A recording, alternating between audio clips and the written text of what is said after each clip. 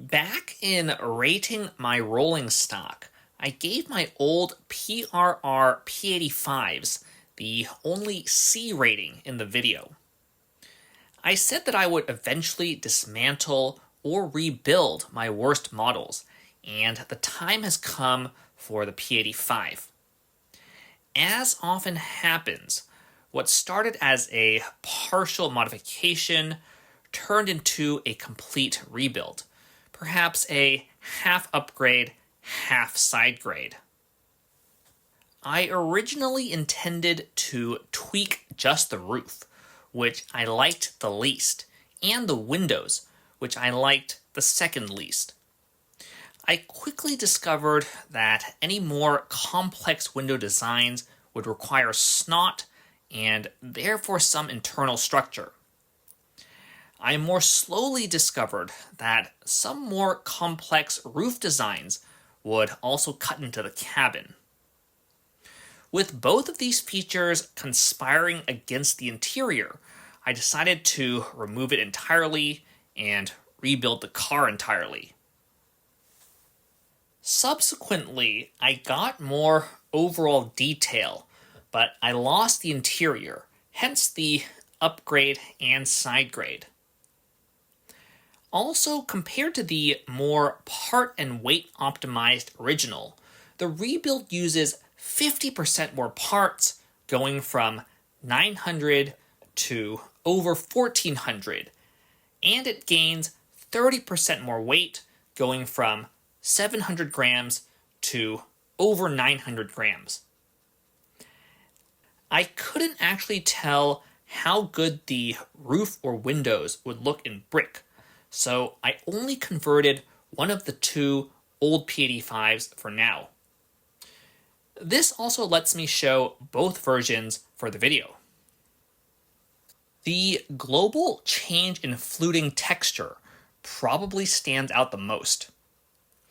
Before, I used grill bricks for the side fluting and nothing for the roof fluting. On the Nippon Shario bilevels, I used grill bricks for the side fluting and grill tiles for the roof fluting. This time I tried going all in on the grill tiles for the side and roof fluting, though I don't quite know how I feel about that yet. I went back and forth a lot on the roof in particular. I initially intended to use the profile from said bilevels, but the implementation felt monotonous without the break in the middle. I also felt like I had to explicitly model the longitudinal ridges at the 4-wide position. I subsequently made the roof fluting 3-wide, leaving a half LU gap on each side. I don't think said gap detracts much from the overall appearance, so I consider this a good trade-off. The windows may not have been as good of a compromise. It took a lot of parts and structure to add the 1 LU divider in each window, and I could not tell how good this would look in brick until I actually built it out. From most angles, the windows look distinct, and the structure fades into the background, but from some angles, everything blurs together into a hot mess. I also can't tell if I should let light through or block the windows entirely. That being said, the Nippon Shario bilevels kind of have the same problem. I didn't change the ends that much, but just changing the tiles around the door to rails made the whole face feel a lot sharper. I also changed the door windows to snot.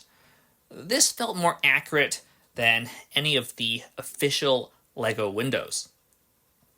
Furthermore, I think the slightly higher roof with the longitudinal ridges sells the entire profile better. The Bogies got completely revamped. For some reason, I had made the wheel spacing a stud too long in the old version, and cutting that stud off involved changing everything. I think the more accurately sized frames look worse on their own, but the revised skirting and greebles hanging off the ends definitely look better than before.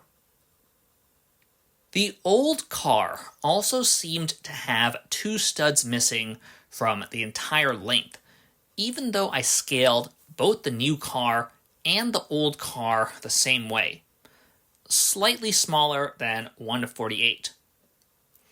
I think adding 2 studs to the body and removing a stud from the bogies make the proportions of the new car look much more accurate. In fact, now I think the old car looks downright disproportionate in comparison. I increased the depth of the skirting on the sides of the car by 1 plate, and I shortened some of the underside greebles accordingly, though they mostly stayed the same. While I don't recommend it, both the old and new cars do run on R40, though they will not clear switches if the levers are installed. The new car will barely clear the stub if the lever is removed. Finally, I switched the bogie pivots from the train turntable to 2x2 turntables. Using the train turntables on the old car already generated a bit of friction, which would only get worse with the increased weight. I also worry a little bit about wearing out the bearing axles. They should last a long time, but it feels like some sets don't roll quite as smoothly as when new. Anyway, I might try something a little different for the second car, depending on how much I like this one. On that note, this is the end of the video. Please consider subscribing if you like what we do, and have a nice day.